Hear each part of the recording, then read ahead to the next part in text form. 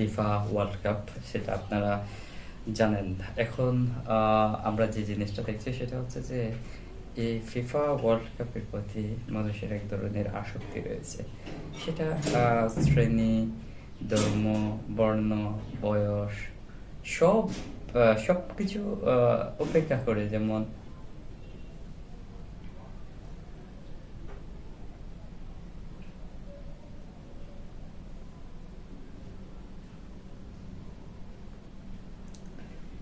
আসসালামু আলাইকুম।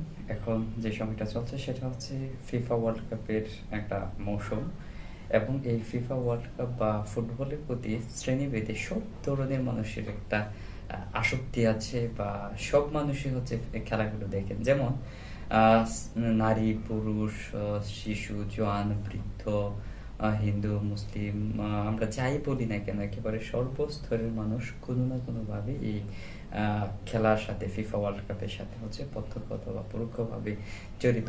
তবে সিংহভাগ মানুষ হচ্ছে পৃথিবীর নানান প্রাণ প্রান্তরে ছড়িয়ে ছিটিয়ে থাকা মানুষগুলো হচ্ছে পরোক্ষভাবেই হচ্ছে জড়িত।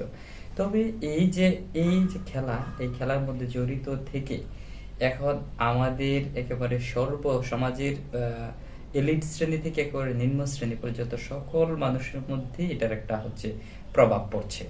ইতিবাচক বাচক প্রভাব বা নেতিবাচক প্রভাব, দুই ধরনের প্রভাবই পড়ছে। তবে বেশিরভাগ হচ্ছে নেগেটিভ প্রভাবটা একটু বেশি পড়ছে। যেমন আপনি ধরুন যে এই যে খেলার প্রতি আসক্ত হয়ে মানুষ, আপনি বিশ্বাস করতে পারেন যে সুসাইড পর্যন্ত করছে। যে আপনার প্রিয় টিম বা প্রিয় দল, এই দলের হার অথবা জিতকে কেন্দ্র করে হচ্ছে নিজেদের মধ্যে মারামারি হচ্ছে, রাহাজানি হচ্ছে, আত্মহরণ করছে, কেউ আবার মানসিকভাবে ডিপ্রেশনে ভুগছেন। আসলে এই যে যে কথাগুলো আমি বললাম এটি একেবারে ভিত্তিহীন নয়। যেমন একটা শিরোনাম আমি যদি আপনাকে শোনাই, সেটা হচ্ছে 6 জুলাই যুগান্তরের একটি শিরোনাম এমন ছিল যে ব্রাজিলের হেরে যাওয়ায় উদ্ভ্রান্তের মতো আচরণ করে সকালে ফাঁস নিলেন। এটা হচ্ছে কুষ্টিয়ার একজন লোক। সে হচ্ছে এই ধরনের খেলার প্রতি আসক্ত। যখন হচ্ছে ব্রাজিল, আপনারা জানেন, কিছুদিন আগে হেরে গেছে, হেরে যাওয়ার পরে সে আত্মহত্যা পর্যন্ত করছে। আরো বেশ কিছু শিরোনাম আছে, যেমন এটা হচ্ছে প্রথম আলোর একটা, যদিও আমি ব্যক্তিগতভাবে প্রথম আলো পছন্দ করি না, প্রথম আলোর একটা শিরোনাম এরকম ছিল যে নেইমারের জন্য হারটা মানতে পারছি না, ফেসবুকে লিখে 15 মিনিট পর একটি সড়ক দুর্ঘটনায় এই যুবক, 22-23 বছরের একজন যুবক, সে হচ্ছে মৃত্যুবরণ করে। সো এইগুলো হচ্ছে তো আত্মহরণ। দেখেন আরো আরো কিছু শিরোনাম আছে এরকম, যে আমাদের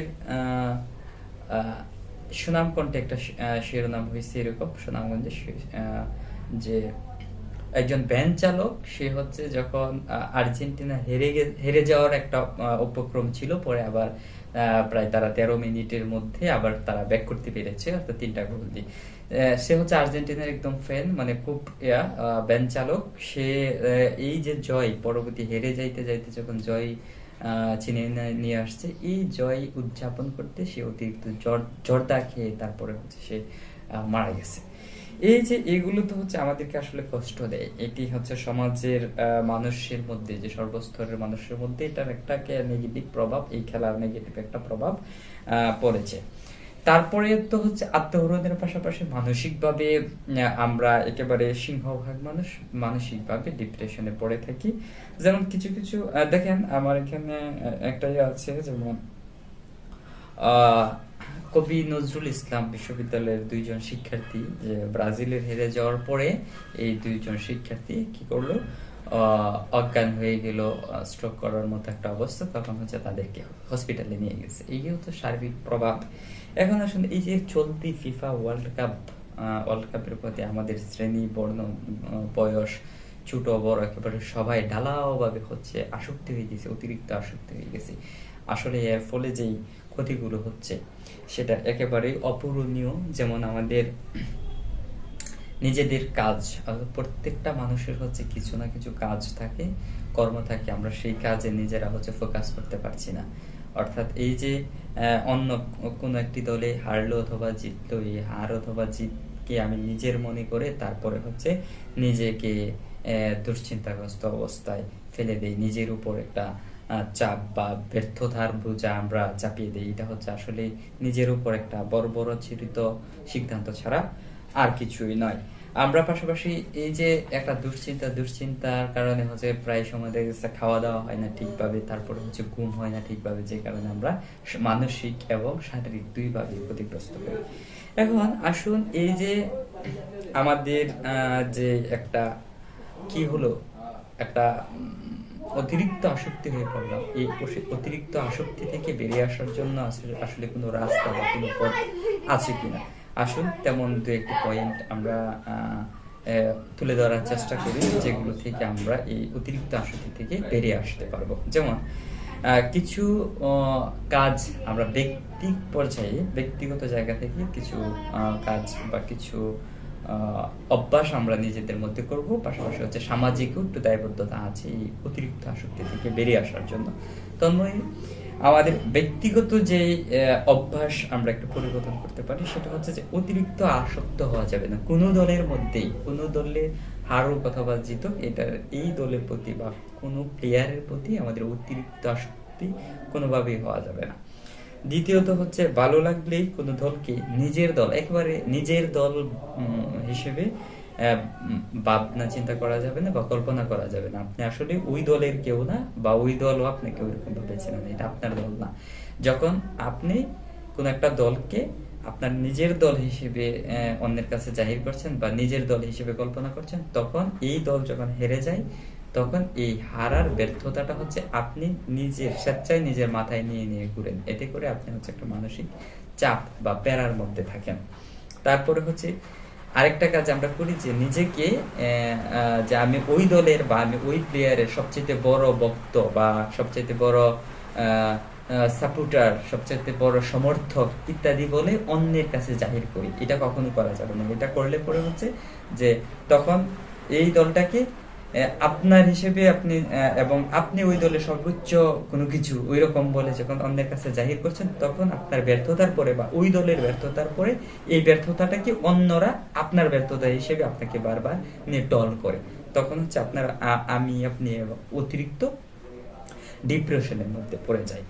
তারপরে আছে সমর্থন করেন, স্বাভাবিক বিষয়, এটা একদম হচ্ছে নর্মাল ভাবে নিতেন যে হ্যাঁ আমি এই দলকে ভালো লাগতে পারে, তাদের খেলাটা ভালো লাগে বা তাদের খেলাটা আমরা দেখি, এজ এ নর্মাল হিসেবে চিন্তা করবেন। সর্বোপরি কোনো খেলোয়াড় বা কোনো দলের প্রতি যে আসক্তি, সেটা থেকে বেরিয়ে আসার জন্য সবচেয়ে বেশি যেটা কার্যকরী, সেটা হচ্ছে আপনি যদি মুসলিম হন, তাহলে এই জিনিসটা চিন্তা করবেন যে আপনার যে প্রিয় খেলোয়াড়, সে হতে পারে নেইমার, সে হতে পারে মেসি, সে হতে পারে হল্যান্ড, হতে পারে হ্যারি কেন, সে যাই হোক না কেন, সে হতে পারে এমবাপ্পে, মানে যেই হোক, আপনি চিন্তা করবেন যে আপনার প্রিয় খেলোয়াড়টা আপনার সামনে একটা সময় দাজ্জালের মতো হয়ে আসতে পারে। মানে আপনার প্লেয়ার কি আপনি আপনার জায়গা থেকে দাজ্জালের মতো কোনো কিছু হিসেবে চিন্তা করবেন।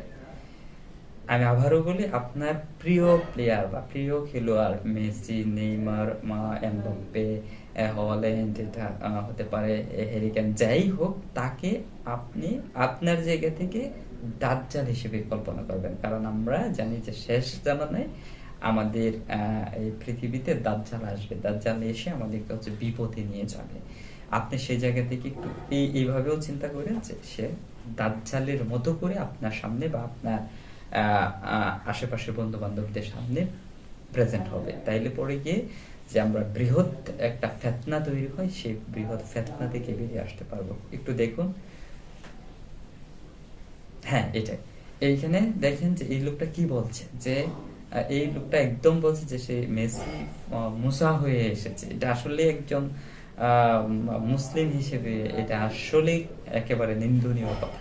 সো এই ধরনের ফেতনা চলমান আসতেই থাকবে। কাজে আমাদেরকে এবং আপনাদেরকে ওই রকম ভাবে চিন্তা করতে হবে যে আপনার প্লেয়ারটা বা আমার হচ্ছে প্রিয় খেলোয়াড় আমার কাছে কোনো এক সময় যদি দাজ্জালের মতো এসে রিপ্রেজেন্ট হয় বা প্রেজেন্ট হয়, তখন আমি কি করব।